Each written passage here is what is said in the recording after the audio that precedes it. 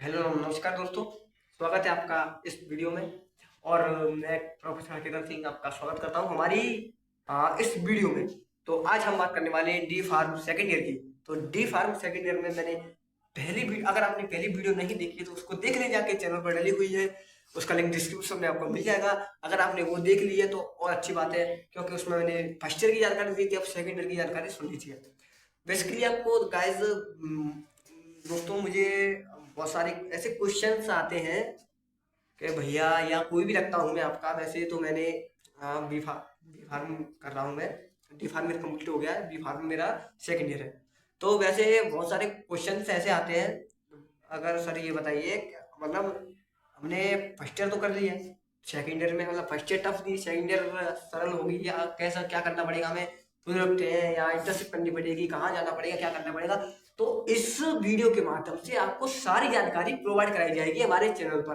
तो आप बने रहिए वीडियो में। तो सबसे पहले हम बात कर लेते हैं, जब सेकेंड ईयर में आपको प्रमोट होते हो डी फार्मा के बाद, डी फार्म करने के बाद, फर्स्ट ईयर के बाद जब आप सेकेंड ईयर प्रमोट होते हो तो आपको कौन कौन सी बुक्स आपको पढ़ने को मिलेगी।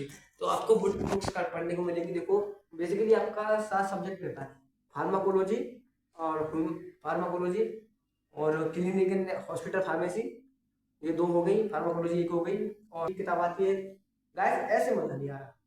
देखो, जो चीज होती है उसको लाइव प्रूव करके दिखाएं हम कि ये चीज वास्तविक ये चीज है, तो आप समझ पाएंगे। ऐसे नहीं मैं बोलता हूँ ये कौन सी किताब आई, तो देखो हम प्रूफ करके दिखाते हैं। आइए बुलाइए। तो देखो, ये हमारे जो डी फार्मा के ये है, मेरा भाई छोटा है, वो डी फार्म कर रहा है, 2023 सेकेंड ईयर में है, 2023 के है। देखो आप देख सकते हैं, सार्थक पब्लिकेशन के हॉस्पिटल एंड क्लिनिकल फार्मेसी, चिकित्सालय एवं नैदानिक वैशिकी की आप देख सकते हैं। और ये है फार्माकोलॉजी, मैंने अभी आपको बताया था। ये है pharmacy law and ethics, pharmacy कानून एवं नैतिकता। इसमें कानून के बारे में पढ़ाया जाएगा आपको, कैसा फार्मेसी में कौन सा कानून बना था, कैसे इसमें लॉ आया था, कैसे इसमें कौन से एक्ट लगे थे, कौन सी सन में कौन फार्मेसी आई थी, कौन सी सन में किसने इसकी खोज की थी, और कौन से इसमें संस्थापक थे, पहला मेडिकल कहाँ खुला था, इंडिया में या विदेश में कहीं भी, एक्सेट्रा। वो सब इसमें आपको पढ़ने को मिलेगा। तो आप ये हो गया। और ये जो चीज है आपको बताया हम, ये आगे आपकी कम्युनिटी फार्मेसी एंड मैनेजमेंट, समुदाय फार्मेसी एवं प्रबंधन। मतलब आपको कैसे प्रबंध करना है। मतलब मैं बताऊं आपको, जैसे समुदाय स्वास्थ्य केंद्र है, आपको कैंप लगाना है।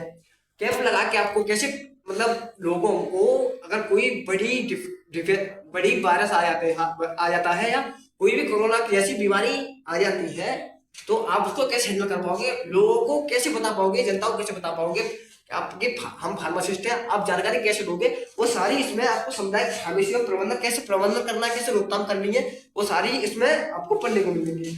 तो ये पर्यावरण शिक्षा एवं आपदा प्रबंधन, environmental education and disaster management. मतलब पर्यावरण शिक्षा, मतलब आपका पर्यावरण कैसा है, मतलब उसमें ये तो गाइस ये स्कूल में नहीं पढ़ाया जाएगा, ये खुद आपको पढ़ना पड़ेगा। ये स्कूल में नहीं पढ़ाया जाएगा, ये खुद ही पढ़ना पड़ेगा। इसमें कुछ नहीं है, बेसिक चीजें आपने 9th 10th पढ़ी होगी, पर्यावरण पढ़ा होगा, तो वही उस चीज में वही आता है, पर्यावरण के बारे में आता है, कैसा पर्यावरण है और कैसे हमें देखभाल करनी चाहिए, पॉल्यूशन वगैरह सारी चीज इसमें आती है। ठीक है।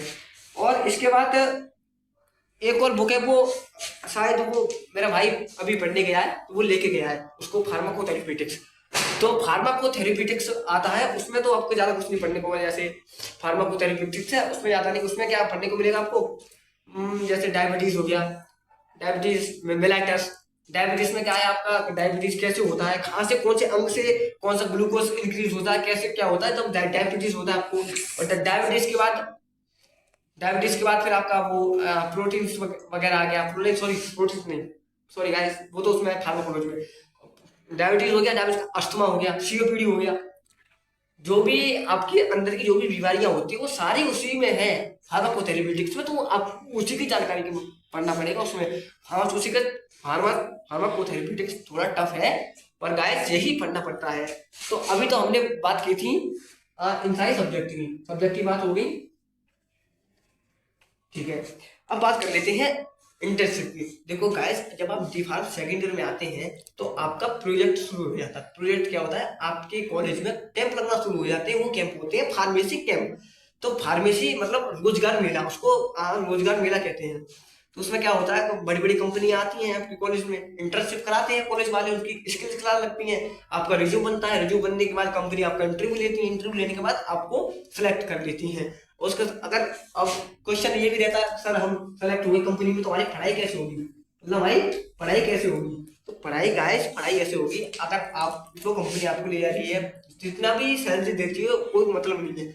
मतलब कॉलेज वालों को ये पता रहता है ये स्टूडेंट हमारे कॉलेज से गए हैं, या हरिद्वार गए हैं, उत्तराखंड गए हैं, नासिक गए हैं, केरल गए हैं, उन्हें कोई मतलब नहीं है। उन्हें पता रहता है कि ये स्टूडेंट गए हैं, तो इनको क्या करना गाइस, आप कमा भी रहे हैं और प्लस आपकी डी फार्म भी होती रहती है सेकंड ईयर की, क्योंकि होती रहती है।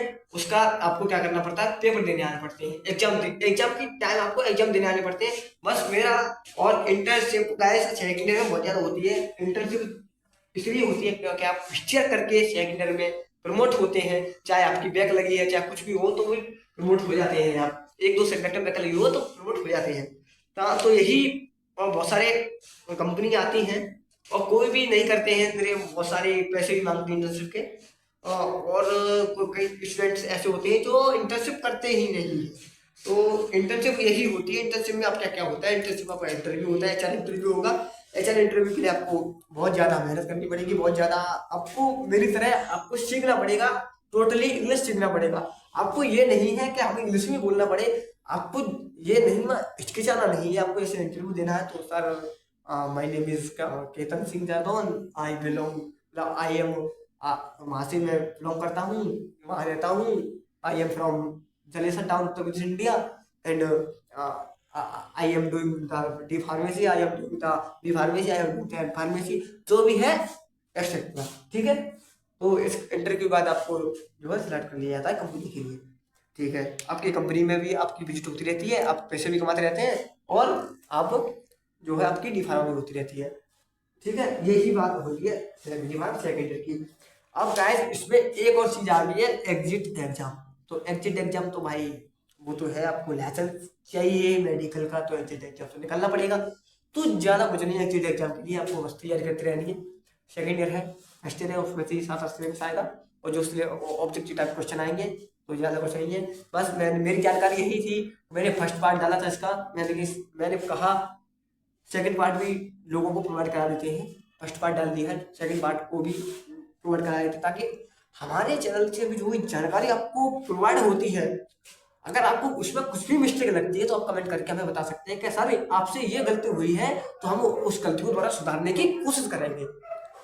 ठीक है, तो आज के लिए गाइस इतना ही, और फिर मिलते हैं अगली न्यू वीडियो में। देखो गाइस, हमारे चैनल पर आप नए हैं तो सब्सक्राइब जरूर करें, और हमारे चैनल पर देखो ये नहीं है कि मैं डी फार्मा की ही खाली एडवाइस देता हूँ।